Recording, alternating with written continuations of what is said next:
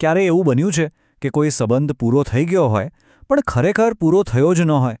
આજે આપણે નાર્સિસિસ્ટિક વ્યક્તિત્વ પાછળનું જે મનોવિજ્ઞાન છે ને એને જરા ઊંડાણથી સમજીશું અને જાણવાનો પ્રયત્ન કરીશું કે આવું બધું શા માટે થાય છે.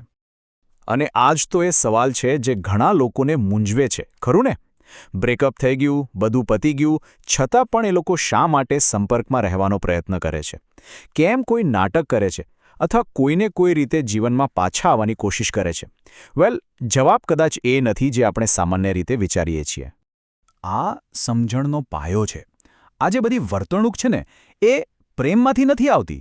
ના, એ આવે છે એમની ઊંડી મનોવૈજ્ઞાનિક જરૂરિયાતોમાંથી, અસુરક્ષાની લાગણીમાંથી અને બીજા પર કંટ્રોલ રાખવાની જે તીવ્ર ઈચ્છા હોય છે ને એમાંથી જન્મે છે.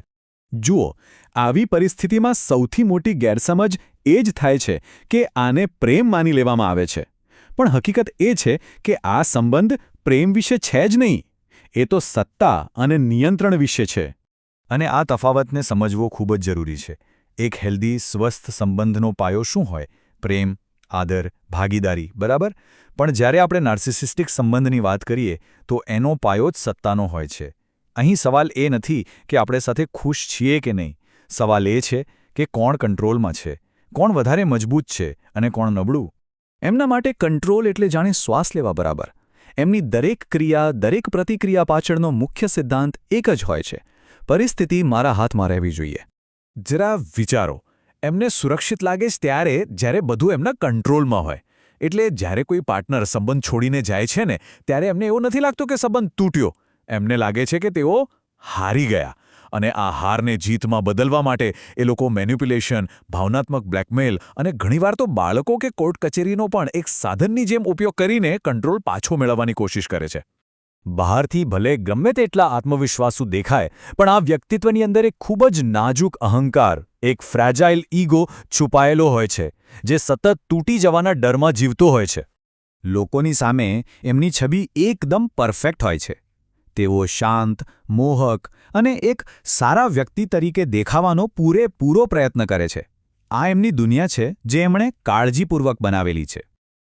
પણ જેવો જ આ જાહેર છબીનો પડદો હટે છે, વાસ્તવિકતા કંઈક સાવ અલગ જ હોય છે અને ખૂબ જ વિરોધાભાસી અને પીડાદાયક હોઈ શકે છે.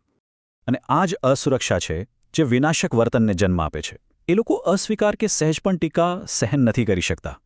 એમના પાર્ટનરની સ્વતંત્રતા કે સફળતા પણ એમને પોતાના અસ્તિત્વ પર હુમલા જેવી લાગે છે. આના જવાબમાં શું થાય?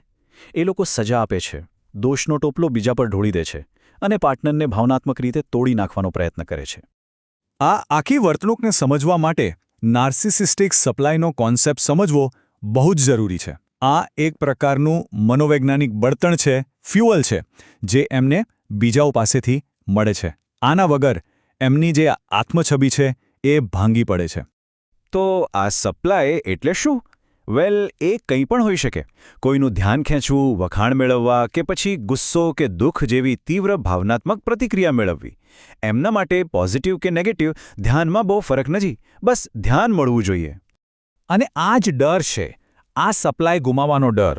એને કારણે જે લોકો સંબંધ પૂરો થયા પછી પણ આવું વિચિત્ર વર્તન કરે છે. નાટક ઊભું કરવું કે કોઈ પણ બહાને સંપર્કમાં રહેવું એ બીજું કંઈ નહીં પણ પેલી સપ્લાયની લાઇન ચાલુ રાખવાનો એક પ્રયાસ છે. કારણ કે એના વગર એમને અપૂર્ણતાનો અનુભવ થાય છે. આ કંટ્રોલ અને સપ્લાયની ભૂખ એ એક જ માનસિકતામાંથી આવે છે: મારે કોઈપણ કિંમતે જીતવું છે. એમના માટે સંબંધ એ ભાગીદારી નથી, પણ એક સ્પર્ધા છે, એક જંગ છે. અહીં જ વિચારસરણીમાં મૂળભૂત તફાવત આવી જાય છે. સ્વસ્થ લોકો સંબંધમાં શું શોધે? પરસ્પર ખુશી. આપણે ખુશ કેવી રીતે રહી શકીએ? જ્યારે નાર્સિસિસ્ટિક વ્યક્તિનું ધ્યાન ફક્ત એક જ વાત પર હોય છે: હું કેવી રીતે જીતી શકું? એટલે જ એમને સમાધાન કે શાંતિ નથી જોઈતી. એમને તો વર્ચસ્વ સ્થાપિત કરવું છે. એમનામાં સાચી સહાનુભૂતિનો, એમ્પથીનો અભાવ હોય છે. એ બીજાના દુઃખને અનુભવી નથી શકતા. એટલે પાર્ટનરના આંસુ કે પીડાની એમના પર કોઈ ખાસ અસર થતી નથી. અંતે બધી જ વાત ફરી ફરીને એમની પોતાની જરૂરિયાતો, એમની છબી અને એમની જીત પર આવીને અટકી જાય છે. આ બધી વાત સમજ્યા પછી એક અંતિમ સત્ય સામે આવે છે. અને આ એ સત્ય છે જે દોષભાવમાંથી મુક્તિ આપે છે અને એક નવી શક્તિ આપે છે. આ વાતને દિલમાં ઉતારી લેવાની જરૂર છે. સંબંધનું તૂટવું કે સામેની વ્યક્તિની ખરાબ વર્તણૂક, એનું કારણ એ નથી કે કોઈનામાં કંઈ કમી હતી. સાચું કારણ એ છે કે એમની પ્રેમ કરવાની અને સંબંધ નિભાવવાની જે ક્ષમતા છે એ જ સ્વસ્થ નથી. સમસ્યા એમના વ્યક્તિત્વમાં ઊંડે રહેલી છે, સામેની વ્યક્તિમાં નહીં. અને આ સમજણ જ અપરાધ ભાવમાંથી સાચી મુક્તિ અપાવે છે. અને અંતિમ, કદાચ કડવું સત્ય એ છે કે પ્રેમ આવા લોકોને બદલી નથી શકતો. પરિવર્તન ફક્ત અને ફક્ત ત્યારે જ શક્ય બને છે જ્યારે તેઓ પોતાના વર્તનના ગંભીર અને ઊંડા પરિણામો ભોગવે છે. અને દુર્ભાગ્યે મોટાભાગના કિસ્સાઓમાં એવું થતું નથી. તો આ આપણને એક ઊંડા વિચાર સાથે છોડી જાય છે. જો પ્રેમ જવાબ નથી, તો પછી શું છે? એવા કયા પરિણામો હોઈ શકે જે આટલા ઊંડા મૂળ ધરાવતા વર્તનને બદલી શકે? આ એક એવો સવાલ છે જેના પર વિચાર કરવો ખરેખર જરૂરી છે.